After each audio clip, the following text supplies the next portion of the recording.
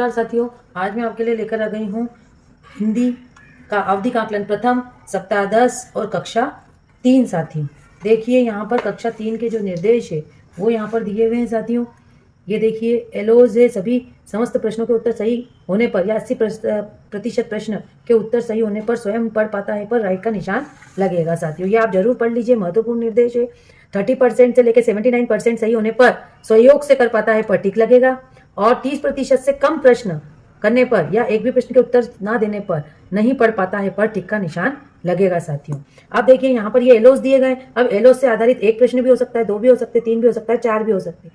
यदि चार प्रश्न जो है वो एक ही एलोस पे आधारित है तो वहां पर साथियों यदि वो 2 या 3 प्रश्न करता है, चार प्रश्न में से यदि वो 2 या 3 प्रश्न करता है तो सहयोग से पर निशान लगेगा और चार में से वो एक प्रश्न करता है मतलब 30% ही कर रहा है वो, तो वो यहाँ पर नहीं कर पाते पर टिक लगेगा। और चारों प्रश्न यदि वो सही कर लेता है तो आएगा स्वयं से कर पाता है पर टिक लगेगा। इसी तरह साथियों यहाँ पर ये इंस्ट्रक्शन आप ध्यान से देख लीजिए और उन्हीं के अनुसार आपको ट्रेकर पर टिक करना है। अब साथियों हम देख लेते हैं। देखिए यहाँ पर संदर्शिका के अनुसार ये हमारी अभ्यास पुस्तिका है और ये मेरा ट्रेकर है भरा हुआ, जो अभी हमको नए इसी सत्र के प्राप्त हुए 2024-25 के।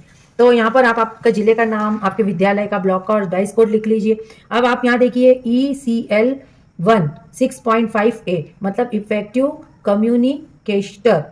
कम्युनिकेटर इसका फुल फॉर्म है और L1 मतलब लैंग्वेज 1 हिंदी और 6.5 मतलब ये एलो कोड है साथियों। और एलो क्या है? कहानी के अपरिचित शब्दों के अर्थ समझते हैं। ये प्रश्न नहीं है, ये हमारा एलो है। इस एलो से आधारित हमारा प्रश्न क्रमांक 1 यहाँ पर दिया हुआ है। अब प्रश्न क्रमांक 1 क्या है साथियों? इधर आप देख लीजिए, निम्नलिखित शब्दों के शब्दार्थ लिखिए। अब यहाँ पर भी एलो कोड दिया है ECL 6.5।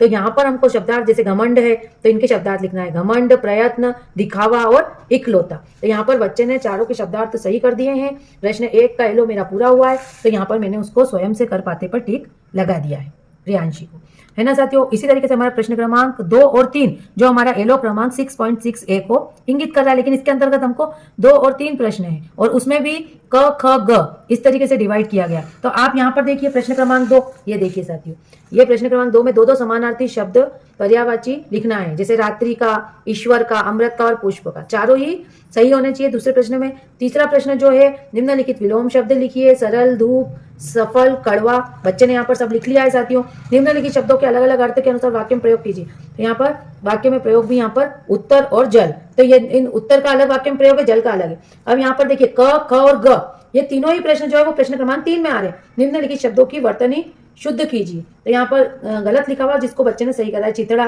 तो मात्रा की गलती है, जैसे बिस्तर, लोरी, गिलहरी, तो इनको सही करके लिखा है। ये यदि बच्चा तीनों ही क ख ग तीनों सही करता है और प्रश्न क्रमांक 2 भी पूरा सही करता है तब वो स्वयं से कर पाते पर टिक आएगा, जैसे प्रियांशी ने किया है, स्वयं से वो कर पाइए। यदि बच्चा इसमें सहयोग लेता तो आप कहाँ टिक करते? सहयोग पे। जैसे मेरे क्लास की राजनंदिनी ने ये सहयोग से किया है तो मैंने उसको सहयोग पे टिक करा है।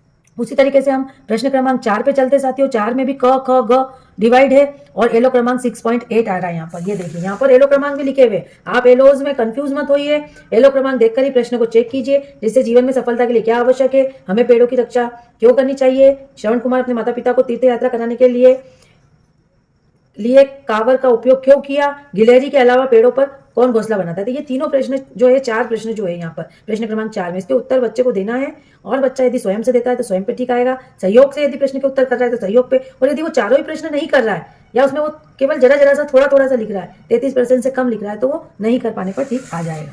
इसी तरीके से इस पेज पे आप देख लीजिए साथियों, मौखिक भाषा विकास प्रश्न क्रमांक 5, 6, 7, 8। ठीक है साथियों, ये हमारे मौखिक प्रश्न। यहाँ पर हमें बच्चों को बुलाना है अपने पास, एक एक बच्चों को, और चित्र दिखाकर इस पर चर्चा करनी है कि चित्र में क्या क्या दिखाई दे रहा है, साइकिल पर चलाते हुए हमें क्या ध्यान रखना चाहिए, चित्र क्रमांक 3 में क्या हो रहा है, 1, 2, 3 ये 3 में क्या हो रहा है, क्या ऐसी कोई घटना आपके सामने हुई है, जैसे साइकिल से बच्ची गिर गई, तो क्या कभी आप साइकिल चलाते हुए टकराए हैं और कभी गिर गए हैं पेड़ से, तो वो उसमें आप बच्चों से पूछे कि बच्चों के आपके उनके अनुभव क्या थे, उस आधार पर आप उसको यहाँ पर प्रश्न क्रमांक 5 में, ये देखिए मैंने एक लाइन बना ली है ताकि मैं ये लेखन कौशल और मौखिक अभिव्यक्ति दोनों को डिफरेंस कर पाऊं। प्रश्न क्रमांक 4 तक मेरे लेखन के थे और प्रश्न क्रमांक 5 से जो आ गए हैं वो मेरे मौखिक भाषा के आ गए। तो यह बच्चे ने स्वयं सब कुछ बता दिया, मुझे सहयोग नहीं करना पड़ा, साइकिल का अनुभव उसका बहुत अच्छा था। फिर प्रश्न क्रमांक 6 में देखिए साथियों, क्या आप साइकिल चलाते हुए कभी गिरे हैं, यदि हाँ तो कैसे। तो ये बच्चा खुद अपना अनुभव बताएगा, आपको उसमें सहयोग आपने नहीं किया है और उसने स्वयं ने बता दिया है। जैसे मेरी क्लास की प्रियांशी, वो तो होशियार बच्ची, इसने खुद ने बता दिया, तो मैंने उसको स्वयं से पर टिक कर दिया है।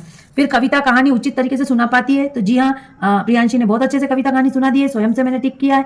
परिचित पाठ टेक्स्ट को आप उचित हाव भाव व प्रवाह के साथ पढ़ पाते हैं, जी हाँ साथियों। देखिए अब यहाँ पर जो टेक्स्ट दिया हुआ है, ये प्रश्न क्रमांक 8 में धारा प्रवाह के साथ पढ़ना है शिक्षक के सामने बच्चे को। जैसे कि ये नीम की पत्तियां इतनी घनी होती, यदि वो एक साथ धारा प्रवाह के साथ ये पाठ पढ़ पाता है तो फिर यहाँ पर आपको उसको स्वयं से कर पाने पर ट्रैक कर देना है।